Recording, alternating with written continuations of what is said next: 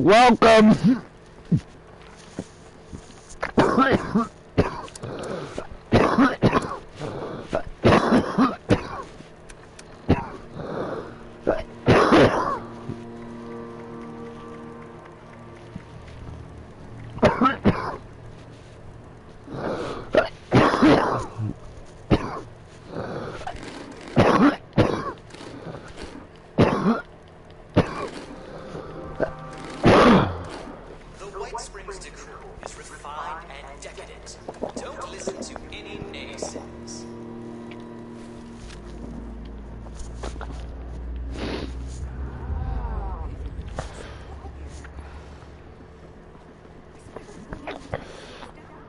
Stressed?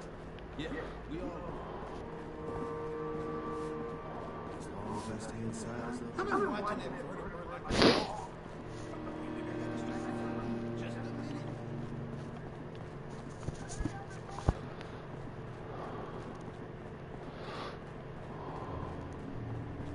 As I've said, Mrs. Russo, the facilities are available to responders and refugees.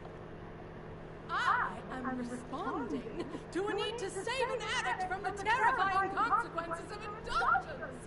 I suppose your charity doesn't extend to dirty junkies. Is that it? As it stands, I have no way to verify your story. Had you a prior relationship with us, or the victim was present for our medical staff to... Prior relationship? So this is a refuge. Welcome. I don't know who you are, but welcome. I deeply apologize for the commotion, darling. We do strive to make every visit to the White Spring a pleasant one. Finally, you've arrived. I was resigned to having to convince this lunatic that my daughter is dying all by myself. Do you know this woman? Ah, wonderful. I believe an apology is in order. Apologies are ordered to those who deserve them. Nonetheless, it behooves the refuge to help those in need. Perhaps you could provide more coherent details regarding this woman's conundrum.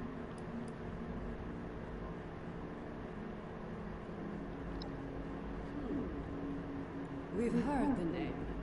The stories place it as something rather more dangerous than your average chem. The hive is legendary, reserved for the upper crust of idiots who live in America's playground and still manage to get bored. It is your daughter we're talking about helping, right? Oh, give Abigail a break. The move has been stressful for her.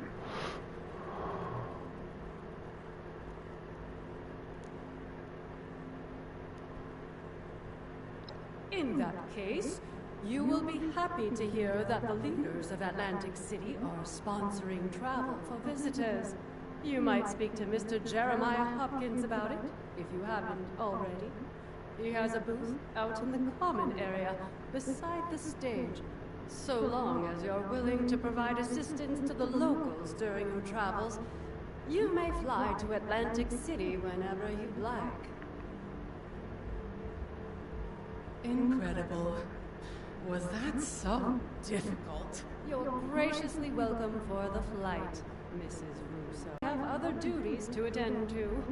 Lennox shall be happy to board you once your preparations... It baffles me how you were able to deal with that person. I mean, where are they from? The 17th century?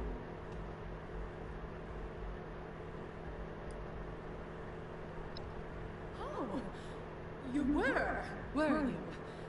And what was I supposed to do? Just leave my daughter's fate in the hands of some stranger hundreds of miles away? For all I know, you might throw back the blood at your first opportunity. Then you'll find yourself splayed out naked on the boardwalk 2 days later, choking on your own vomit. I suppose the showman would dispose of you before letting you bare your cheeks on their turf. And then where would that leave me? And Abigail?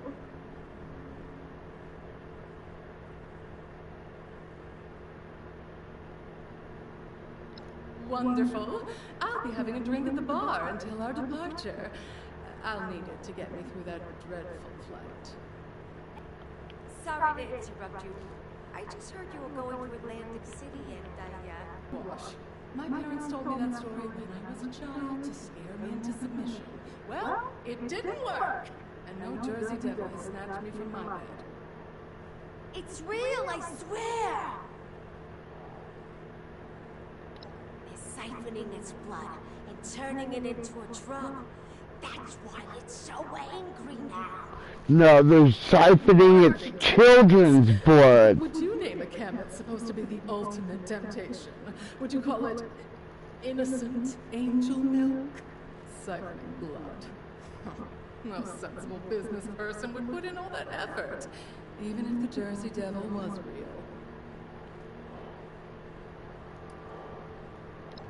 Loud tourists, low-tier entertainers, showgoers on their way home from the pier. The devil swoops down from the sky and swallows them whole. The perfect cover story to disappear anyone inconvenience.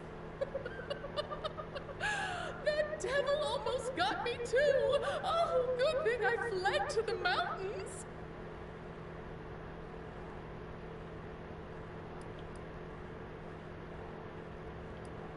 You did? Oh, brother! Don't encourage these delusions. We're lucky to be alive. It had so much evil intent. I still feel its effects. Don't you?